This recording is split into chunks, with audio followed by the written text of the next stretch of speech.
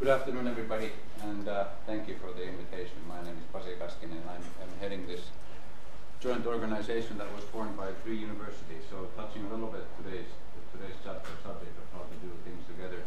Tina, I'm quite envious. The Chinese language, and actually I could actually stop here because there's nothing that I could disagree with when you carry out the program.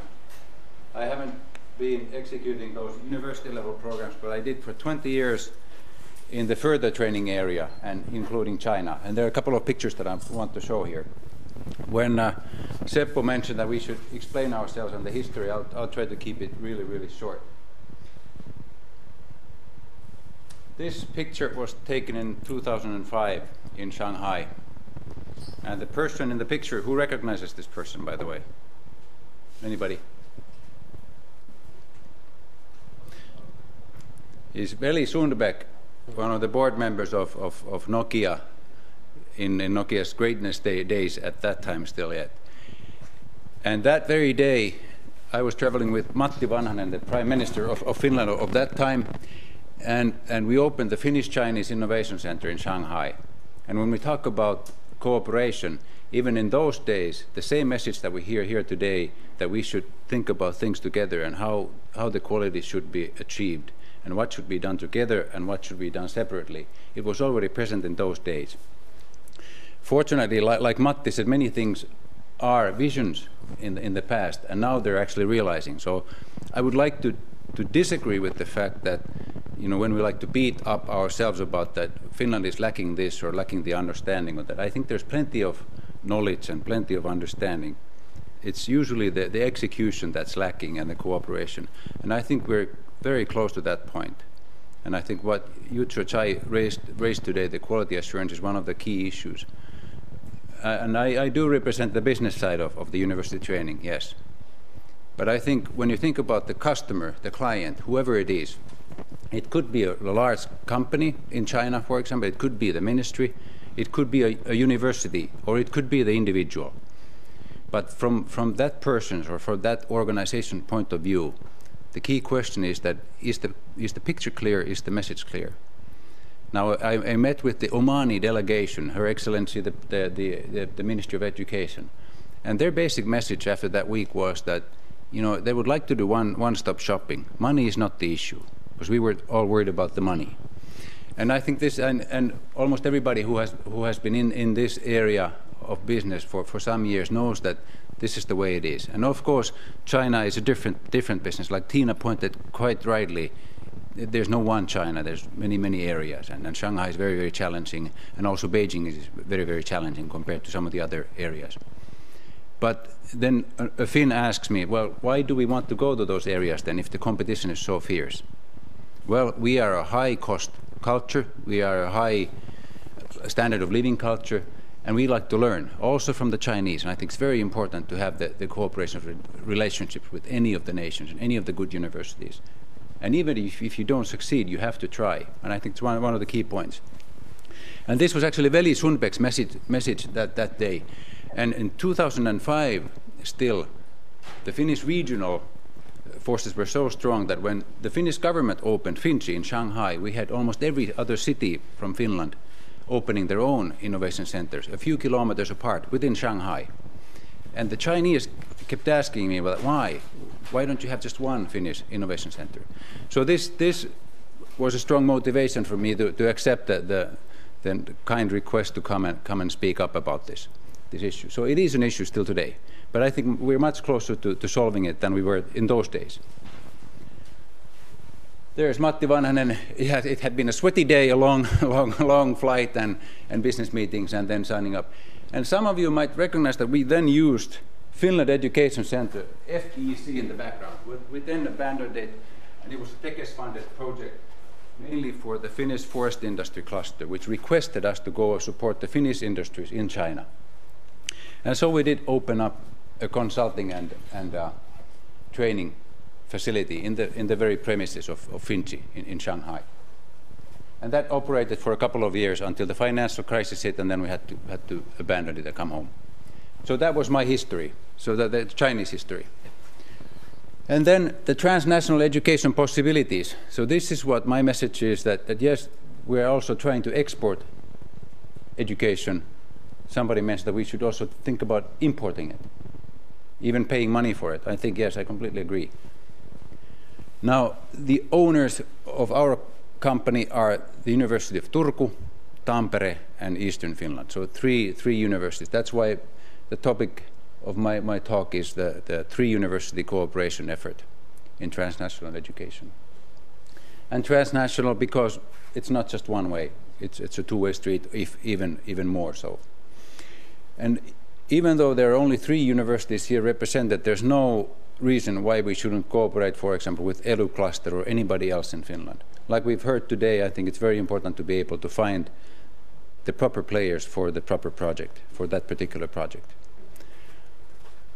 And this is the way that we operate. Our role is to stand here between the universities and the clients, whoever they might be. I won't be going and explaining the little boxes of what kinds of clients we have in the market.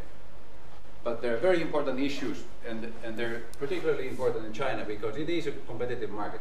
Contracting cannot be neglected.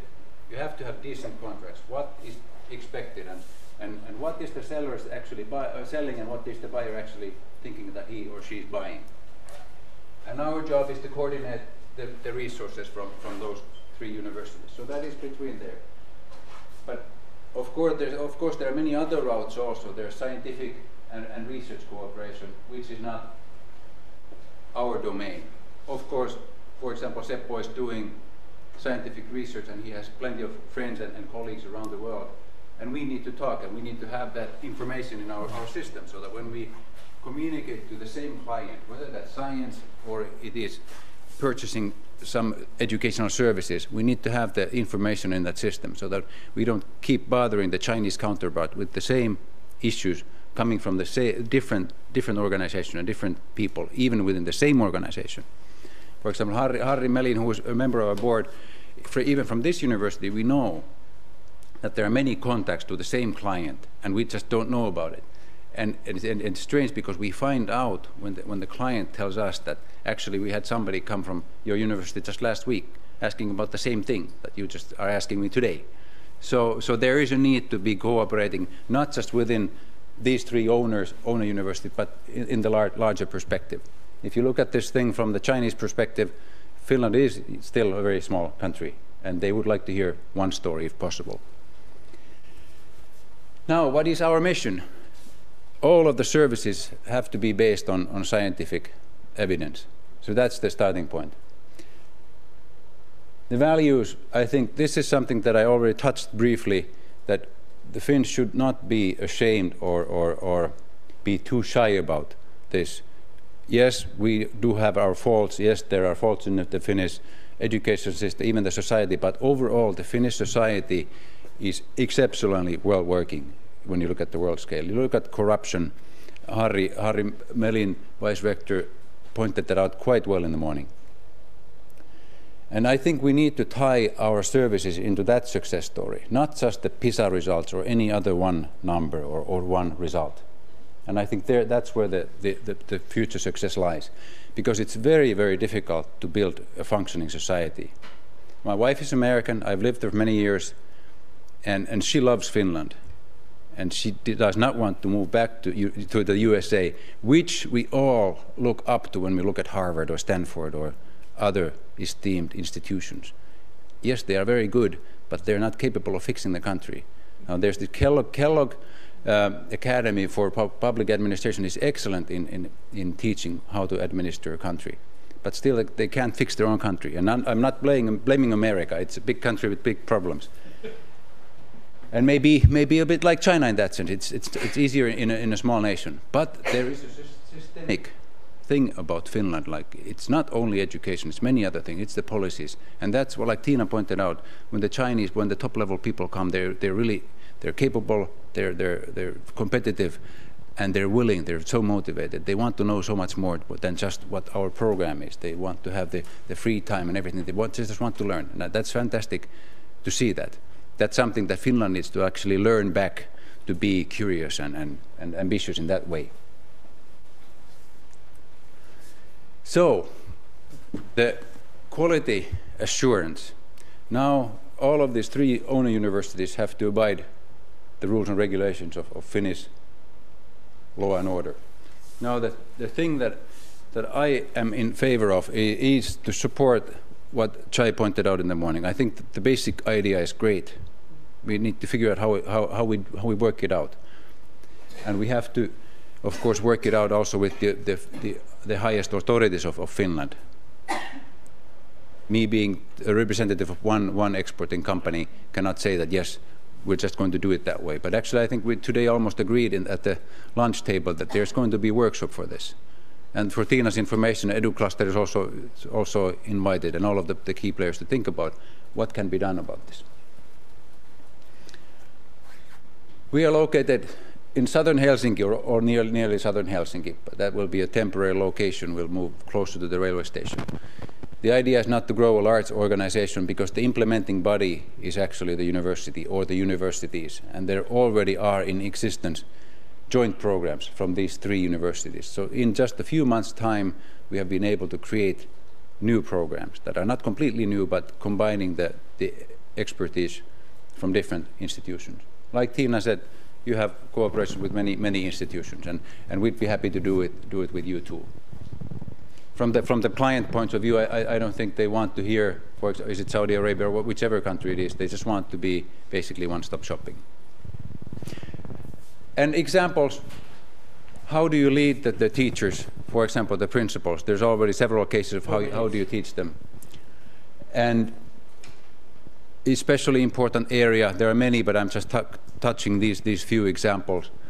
People that already are in service, that are already the professionals, are one of the key target groups. From the very competitive Shanghai Pudong area, the hospital managers coming to Finland now, I think the third or fourth time, and we're thinking about continuing that. Very good feedback every time around. But there's actually nothing to add to Tiina's presentation. Very demanding group, but a delight to work with. That's what I've heard from. And it's actually difficult to export this physically to the target country, this kind of a program, because they want to come and see and touch and feel and smell. And so, and even though the technology in some areas, they may be even more advanced, I think in the health side, Finland is still at the very top. And when you think about, for example, University of Tampere, constantly new innovations in the area of health technology, and many other Finnish universities. And when you talk about fixing nations, now this particular program is gaining fame in the country called Vietnam, not being executed in China, but it's just an example of this is the systematic thing that has happened in Finland, and there's something to be able to give to the other nations too, and they are actually willing to pay for that, because these are such, I think we dare to use the word problem. There are many problems in the world, in the politics, in the how equal people are, what kind of a chance they have for any kind of education. I'll take one example, Singapore. I just talked to people who just came back yesterday from a big seminar, actually business school seminar in Singapore. And Singapore says that we have passed you in the PISA some time ago. We are actually quite far ahead of Finland. But what they had said is the fact that we envy Finland because every child has a chance for decent education. And that is something that, even though Singapore has lots of money and capability, we have not been able to create that yet. And yes, we want to cooperate with Finland in that area. And I think there needs to be the systemic approaches. And another degree in the same area, field, how to fix public administration. And